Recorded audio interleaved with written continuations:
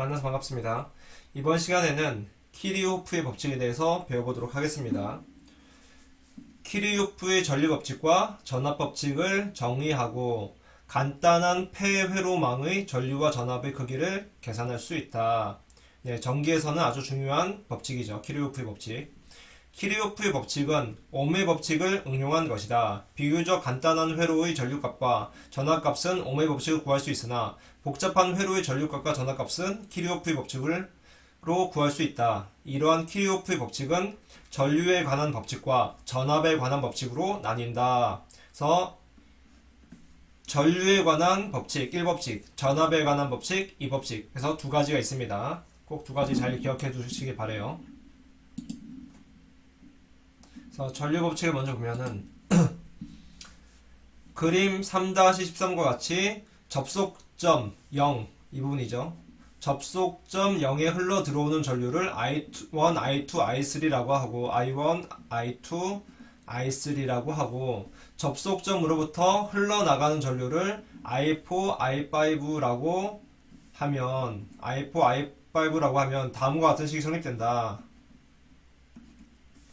I1 더하기 I2 더하기 I3는 I4 더하기 I5, 즉 유입 전류는 유출 전류와 같다. 즉 들어온 전류의 양은 나간 전류의 양과 같다라는 법칙입니다. 뭐 어렵지 않죠? 들어온 것과 나가는 것은 같다.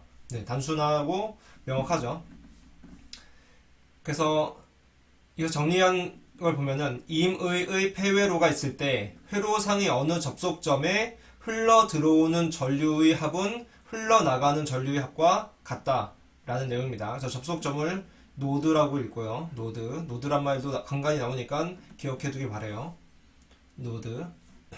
이것을 키리호프의 제1법칙인 전류에 관한 법칙 또는 KCL, 키리호프스 커런트로 해서 KCL이라고도 한다. 하고 다음과 같이 나타낼 수 있다. 그래서 얘는 총 전류의 합은 0이다 라는 거죠. 지금 I1 더하기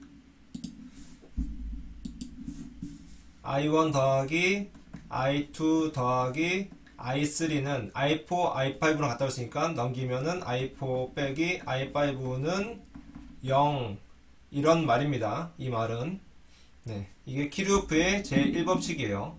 단순하죠. 뭐 어렵지 않죠. 들어온 것과 나가는 것의 합은 같다. 그래서 이제 밑에 예제를 한번 보면은 그림의 회로에서 i의 값은 어떻게 되느냐, 이 i의 값은 어떻게 되느냐 라는 거죠. 그러면 지금 보면은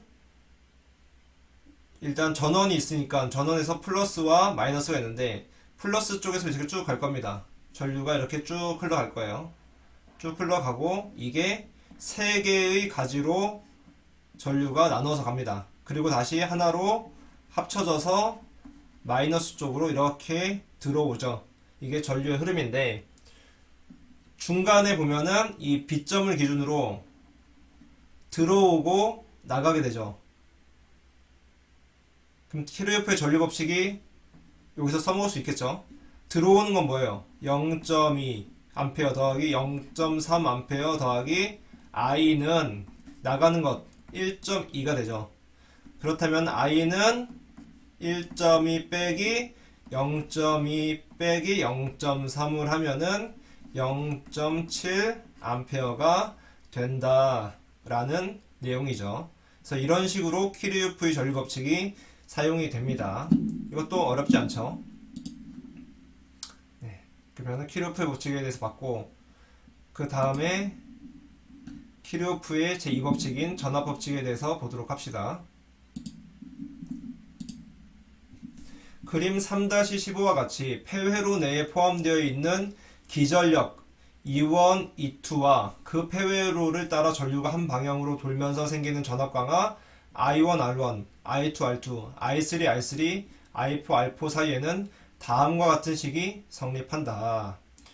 E1 더하기 E2는 I1, R1 더하기 I2, R2 더하기 I3, R3 더하기 I4, R4, 즉 기전력의 합은 전압 강하의 합과 같다라는 거죠. 기전력은 뭐예요? 어쨌든 공급되는 전원과 같은 개념입니다. 즉 전원은, 즉 주는 것은 전압 강하, 소비하는 거죠. 쓰는 거죠. 전압이 걸려서 에너지 소모하니까 전압 쓰는 것과 같다. 즉 공급한 것은 쓴 것과 같다. 라는 이것도 당연한 이치입니다. 그래서 내용을 보면은 임의의 폐회로가 있을 때 회로의 기전력의 합은 그 폐회로의 저항에 의한 전압 강하의 합과 같다. 전압 강하의 합과 같다. 라는 내용이에요. 이것을 키르호프의 제2법칙인 전압에 관한 법칙 또는 KVL, 키르호프스 볼티지 러라고 해서 KVL이라고 하고 다음과 같이 나타낼 수 있다. 그래서 밑에 있는 이 시그마 V는 0. 이것도 이제 위에 있는 E1, E2 그래서 이 오른쪽에 있는 것을 다 왼쪽으로 넘기면은 E1 더하기 E2 빼기 I1, R1 빼기 I2, R2 빼기 I3, R3 빼기 I4, R4를 하면은 그게 0이 된다라는 말입니다.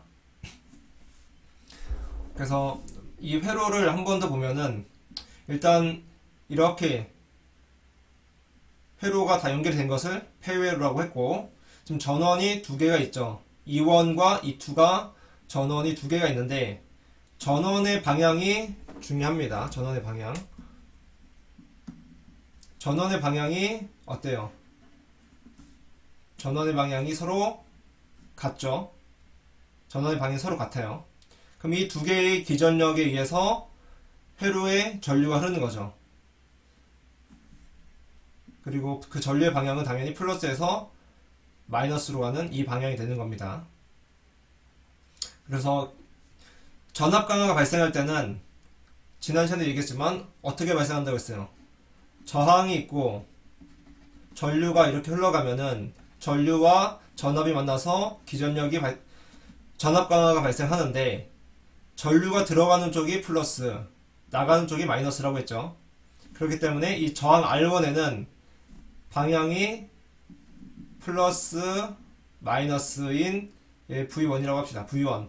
R2에는 플러스 마이너스인 V2. 여기는 플러스 마이너스인 V3. 여기는 플러스 마이너스인 V4. 이런 식으로 전압이 걸릴 거예요.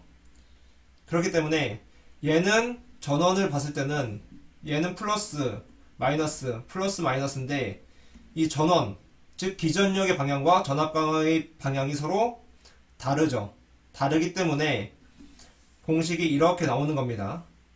또는 이걸 한 줄로 쓰면은 E1을 플러스로 봤을 때는 V1은 빼는 게 되고 V2도 빼는 게 되고 E2는 같기 때문에 E2가 되고 V3도 빼는 게 되고 V4도 빼는 게 되죠. 은 0이다. 이렇게 공식을 세울 수 있어요. 이거랑 뭐 똑같은 내용입니다. 같이 이해했을 거라고 봐요. 그래서 이런 식으로 회로가 돌아가는 거다. 그리고 이 회로는 폐회로이기 때문에 전류가 모두 I1, I2, I3, I4가 똑같겠죠. 똑같겠고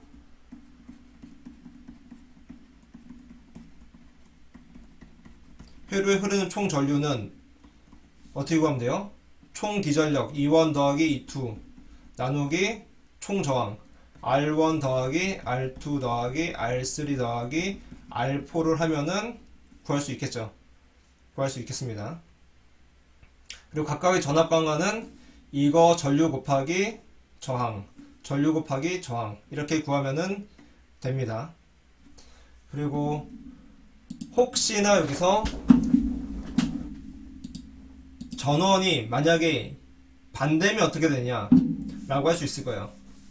반대면 예를 들어 E2가 이렇게 합시다. E2가 이래요. 방향이 서로 반대죠. 그러면은 기전력이 서로 상쇄가 되는 거예요. 그럼 E1이 E2보다 더 크면은 전류가 이렇게 흐를 거예요. 이렇게 흐를 테고 만약에 E1이 E2보다 크면은 전류는 당연히 이렇게 흐를 겁니다. 그리고 전류를 구할 때도 E1 빼기 E2 한 다음에 회로의 총 저항을 구해주면 되고 저항으로 나눠주면 되고 근데 E2가 E1보다 클 경우는 전류는 반대로죠. 얘에 따라서 정해지니까 이런 식으로 전류가 흐를 거예요. 그리고 총 전류는 E2 빼기 E1 나누기 R0를 하면 되고 하지만 얘와 얘는 서로 전류 방향이 반대죠. 그래서 그런 점 E2가 반대면은 이렇게 된다 라는 점 잘 기억해 두기 바랍니다. 그래서 회로에서 이제 다양한 문제가 나오는데 이게 꼭 같은 방향으로만 나오지 않아요. 그래서 이런 식으로 문제를 묻는 문제도 많기 때문에 하다 보면은 이제 알게 될 거예요. 그래서 예제를 한번 보도록 하죠. 네. 선생님과 같이 예제를 풀어보도록 합시다. 오른쪽 그림과 같은 회로에서 각 저항에 흐르는 전류 I1, I2, I3를 키르호프의 법칙을 적용하여 구하시오. I1, I2, I3의 크기를 구하라는 문제네요. 근데 지금 회로를 보면은 전원이 3개 있고 저항이 3개고 2개의 폐회로로 구성되어 있죠. 2개의 루프가 있어요. 그래서 이 문제는 난이도가 좀 있는 문제입니다. 네. 여러분들이 지금 위에서 배운 내용만 가지고는 풀기 어려울 거예요. 풀 수 있지. 배운 내용 가지고 풀 수 있는데 그것을 바로 적용하기에는 난이도가 좀 있는 문제라서 그 중간 과정의 문제를 좀 풀어보고 이걸 푸는 것을 추천합니다. 하지만 책에 나와 있기 때문에 같이 한번 풀어보도록 하겠습니다. 그래서 첫 번째 일단 지금 공식을 이제 세워야 되는데 여기서 세울 수 있는 공식이 I1, I2, I3 즉 I2는 I1 더하기 I3와 같은 공식을 하나 세울 수 있어요. 이렇게 하나 세울 수 있고 그 다음에 이 키르호프의 전압 법칙을 사용한 공식을 세워야 되는데 공급되는 전압은 소비되는 전압과 같다. 그런 내용이었죠. 즉 공급되는 전압은 전압 강화약과 같다. 그럼 전압 강화가 얼만큼 됐는지를 알아야 됩니다.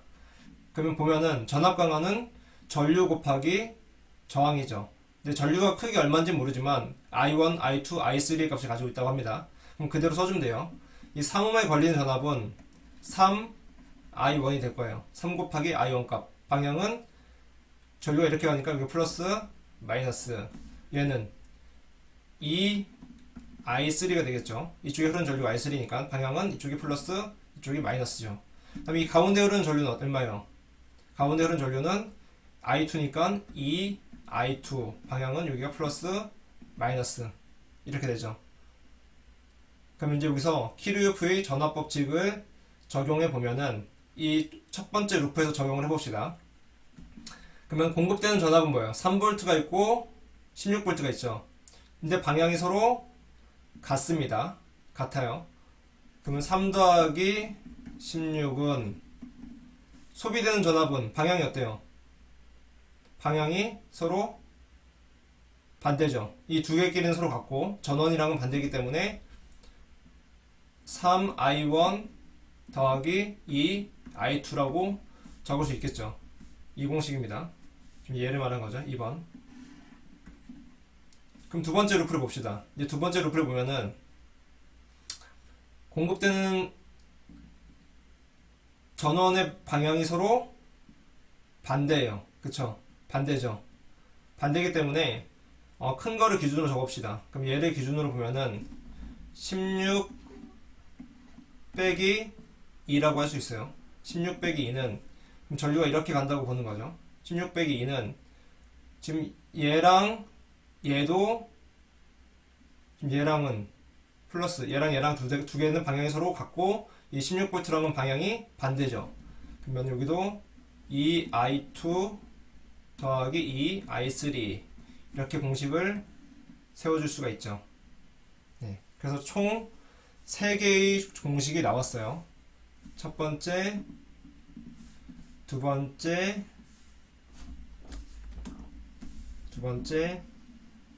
세 번째 이렇게 공식 3가지가 나왔습니다. 미지수는 몇 개예요? 3개죠. I1, I2, I3 그리고 공식도 3개입니다. 공식이 3개인데 미지수가 3개다 하면은 답을 구할 수가 있죠. 미지수가 2개면 공식 2개가 필요하고 미지수가 4개면 공식 4개가 필요합니다. 그래서 이것을 정리하면은 이렇게 답을 얻을 수가 있다 라는 내용이죠. 그래서 이 문제는 난이도 좀 있어요. 지금 당장 위의 내용만 보고 공부를 하기에는 난이도가 좀 있던 문제니까 이게 이해가 안 가더라도 너무 어려워하지 말고 다만 키르호프의 전류 법칙 하나 키르호프의 전리법칙 하나, 그 다음에 키르호프의 전압법칙을 이용한 식 2개 해가지고 총 3개 가지고 답을 구한 문제다 라는 거 정도 이해하면 좋을 것 같습니다. 네, 오늘 수업은 여기서 마치도록 할게요.